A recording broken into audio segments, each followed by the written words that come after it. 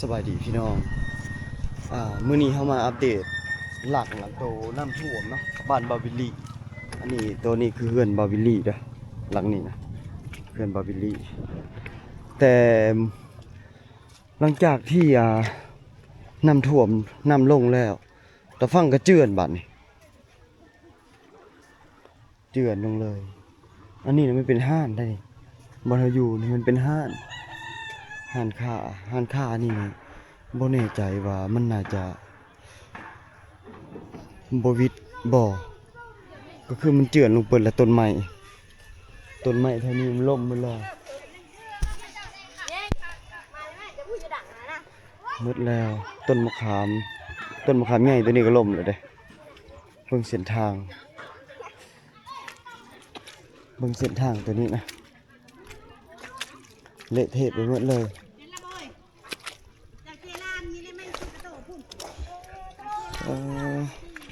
เบิดเลยนะทุกคนเลยอันนี้อัปเดตหลังน้ำท่วมเด้อเมื่อวานนี้น้ำไหลแท้ไหลว่าเมื่อวานนี่วันนี้ต้นไม้นี่ก็ล่มแล้วนี่ละนาดเบิดแล้วโอ้อันตรายได้สิ่งที่น่าเป็นห่วงที่สุดก็เฮือนบาบิลลี่เนาะโอ้ผู้สาวน้อยม่วนบ่ม่วนโอ้ยเชิญสาดผู้ใหญ่พ่อพากันย่านเด็กน้อยครับเด็กน้อยพากันม่วนเฮือนบาบิลลี่นี่แสดงว่ามันอ้อมไปแล้วทุกคนเลยมันเข้ามานี่อันนี้ว่าง่ายใช่คันว่าวัดตารางเมตรไปก็คือคุ้งนาเฮือนแล้วมันอ้อมแต่ขานี่เฉย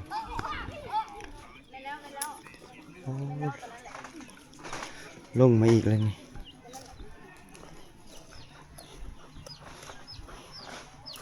ป้ามือแรงน่าจะบ่อยู่ในตัวนี้เนาะ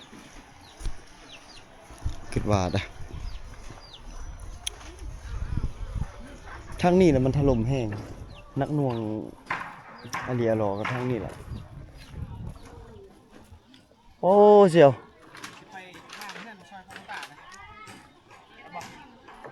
ไปเขามากไม่ได้ทางพี่เนาะชาวบ้านแตกทื่นๆบริเวณนี้ยังได้พากันมั่งเฮือนที่นี้แล้วเพราะว่าคาดว่ามันน่าจะเจือนเข้าไปอีกเนาะนี่แหละตัวนี้ต้องเลยมาช่วยเลยฮะนี่เงินเราเพื่อนตัวนี้มันอ้อมเลยได้บัตรเนี่ยครับมันมุ้ยมันไปแล้วเงินเราคุ้งแล้วสุดแล้วบุยบนไปแล้วต้องมากับหมางก็ได้ยุ่ใหม่หมางก็ได้ยุ่ใหม่ได้กระเป๋าไม่ใช่ไหมแต่ก็จี้ไม่ใช่ลายแท้เขารู้จักขวัดนี่ไฟทานบอกนี่ทานมาตะโกนทำขันรถไปอย่าเอ็ดลูกอย่าไปก็มาบริจาคเครื่องยุ่งของกินผู้ประสบภัยเลยตัวเสียจังได้เสียบัตรนี่ที่ไปยู่ใช่บัตรนี่ผมขึ้นเลยนะว่านี่แหละดูน้ำในไปเลยเขาเบิ่งสถานการณ์มันค่อยดีแต่บ่ดีเลยล่ะเฮาคาดว่าซะความคิดของเฮานะเสี่ยวน้ำนี่มันยังเป็นยามฝนแต่พอมันเป็นยามแล้งแล้วมันสุดท้ายแล้วยังไงอันนี้มันแค่ต้นมันซื่อๆได้ต้นปีได้เนาะมันซ้ำนี่ลงเมื่อคืนนี่นะตัวนี้เนาะโอ้ชาวบ้านนี่ผู้ที่มีดินอยู่ข้างนอกก็เยี่ยมย้ายออกไปแล้วเนาะ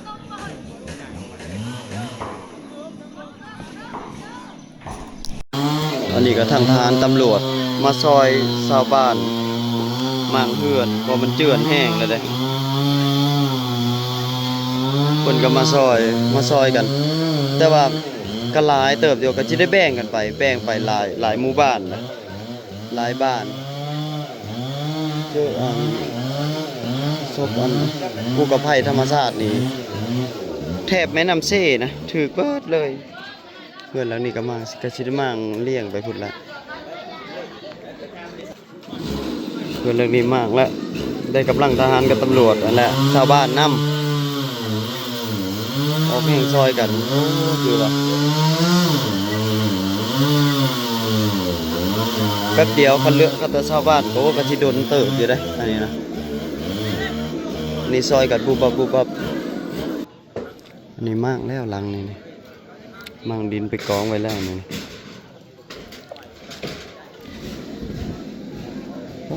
มันเจือนลงสรุปลงไปเลยแบบนี้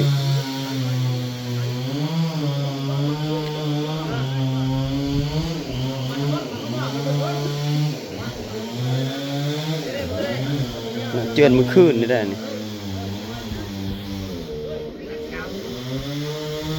ลงเลยอันนั้นจะเป็นห้องน้ำ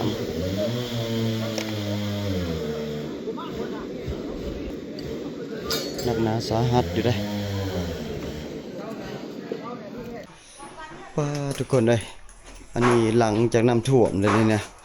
มันมีตะขี้ตมเต็มเลยนะ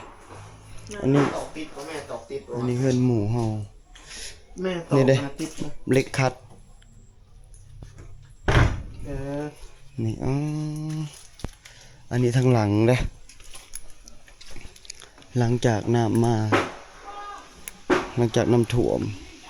ลมละนี่ละนาดยังแม่นหมดเลยเลิกได้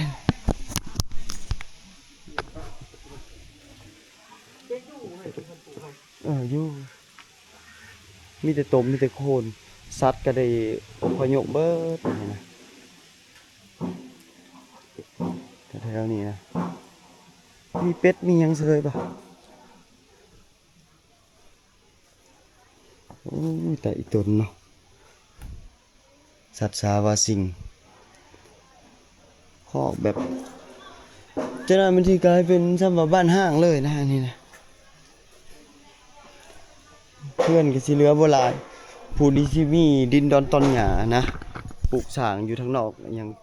ก็สิออกไปปลูกเขื่อนปลูกซ่านอยู่พุ่นผู้ที่บ่มีก็จำเป็นแล้วนี่อันนี้เป็นทางหลังเด้อนี่แหละอยู่บนเฮือนเขาแม่นี่เพิ่นปลูกต้นไผ่ต้นไม้ใส่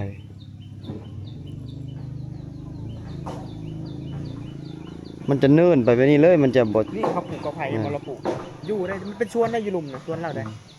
เราปลูกกอไผ่ก็ยังใส่มันอยู่เหมือนเห็นบอกกินดินจ่ายยังมันไหลมามันขังอย่างนี้มันกรีนมันอ่างอยู่เลยเพราะของเรานี่มันสิได้ขยายออกตะกี้ฮอตพี่เลยได้ตะกี้นะเสาะเข้ามาฮอตพี่แล้วของเรา ต้นไม้เราปลูกใช้ลายเจือนลงอ่าเลยเนาะ มากมันก็เป็นทาง มากน้ำก็จนบ่อยากทันเนาะ ทางโอ้โหไว้มัน ห้องน้ำบ่ทันเอาซับห้องน้ำเนาะลงก่อนว้าวมันไปเก็บไม้เก็บต่อถ้าขึ้นมา โอ้เช่าในแห้งน้ำยังมีทุกคนไปเลย เจือนลงไปค่ะ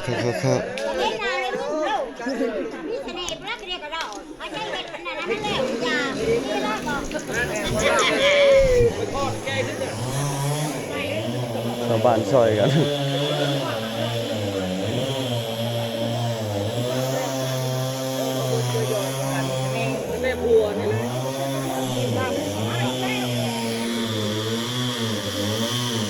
้หูหมดนะเฮ้ยเบิ่งได้กล้องเนี่ยอย่าเข้ากล้องบ่ไปบนหนาวเลยมันลงเนาะ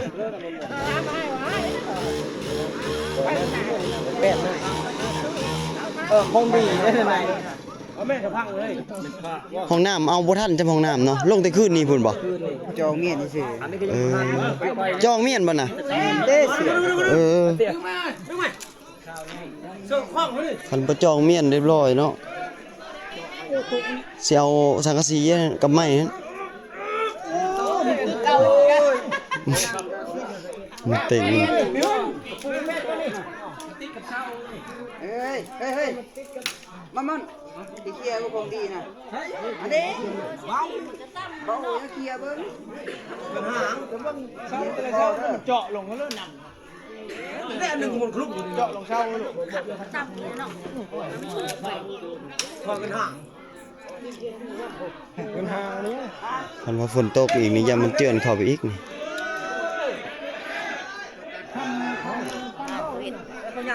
เหลืออยู่ประมาณ10 เมตรจากจุดนี้ไปหาเฮือนเขาโลตา ไปป่ะ เหลืออยู่ประมาณ10 เมตร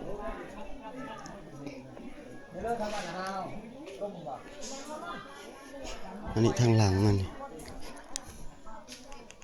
ทางหลังอันนี้ก็เจือนเลยทุกคนเลยโ จือนเป็นต้นไม้อันนี้กำลังสิลงนี่ต้นไม้นี่โอ้เป็นตาย่านขนาดนั้น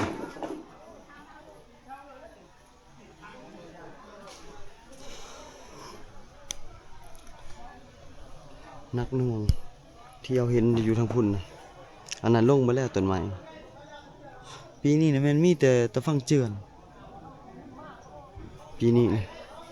เจือนเบิดปีนี้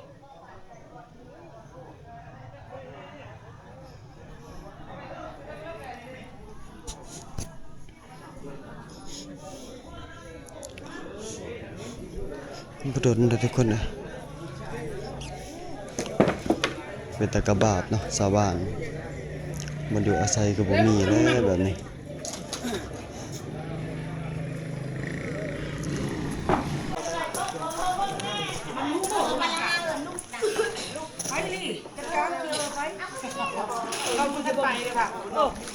ลุก คอยซื้อเหือตะกี้นะบ่น้ำนะรถ4-5 ปีคอยท้ายก่อนนิด พ่อก็แต่งอยู่พวกกินเลี้ยงไอ้น้องทหารพนักงานที่มาซอยโอ้สำรวจว่ะสำรวจ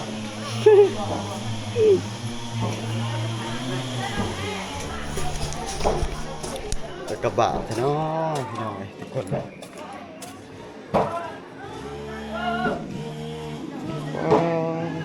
บึกตมในน้ำมันพัดเข้าไป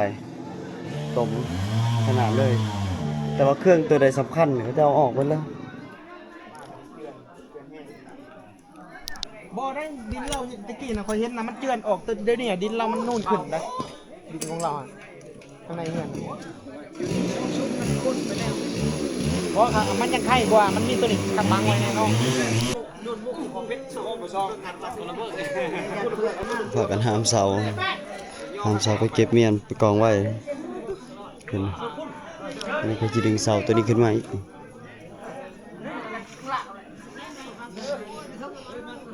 คนมีจำนวนหลายดึงขึ้นเสือก2 เส้นไปก่อนขึ้นมาไปหาเมื่อจะก่อนขึ้นมาก่อน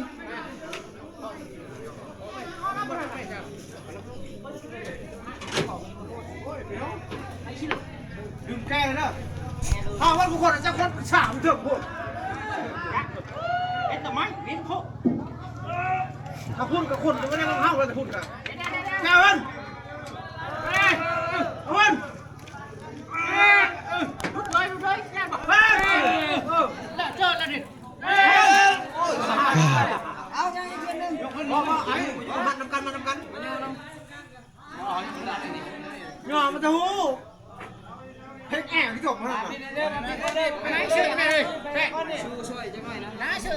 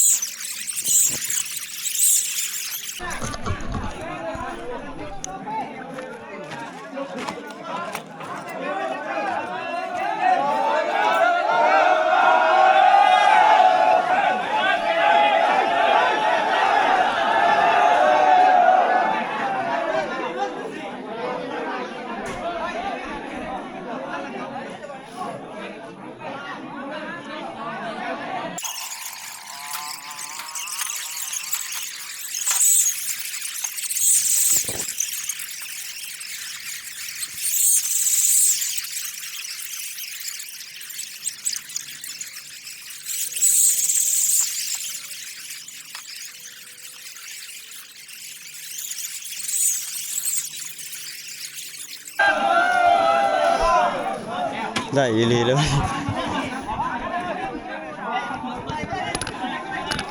อันนี้ก็ถือว่าเป็นการใหญ่เฮือน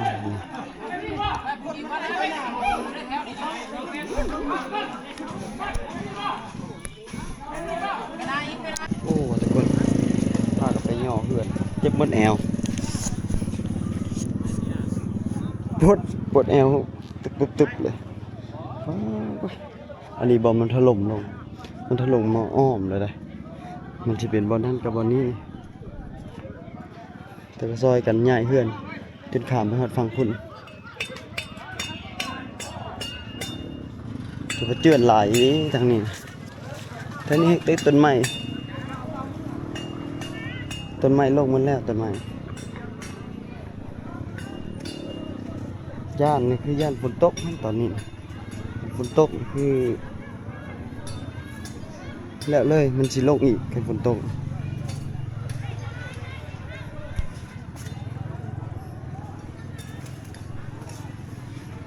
อันนี้ต้นผ้าเอาลง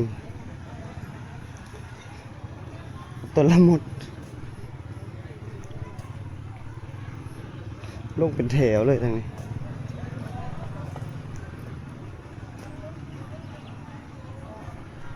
นี่เป็นบิลลี่อะบริไกลเป็นใดได้จากนี้ไปนะมันเจือนเขาเป็นเดียวหดทับเลยแล้วนี่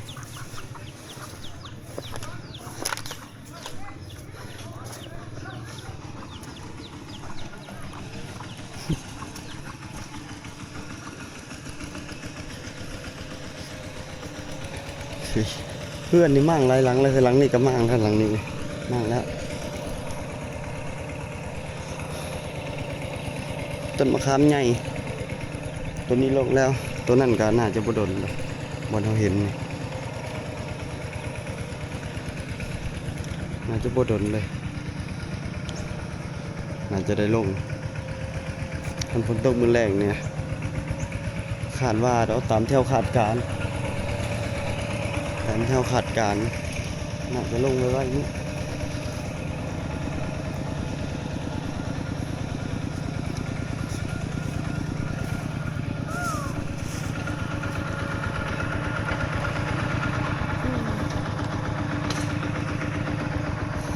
ฝนบ่ตกมื้อแรงนี่น่าจะบ่เป็นหยังกับฝนตกนี่อีกนี่น่าจะได้ลง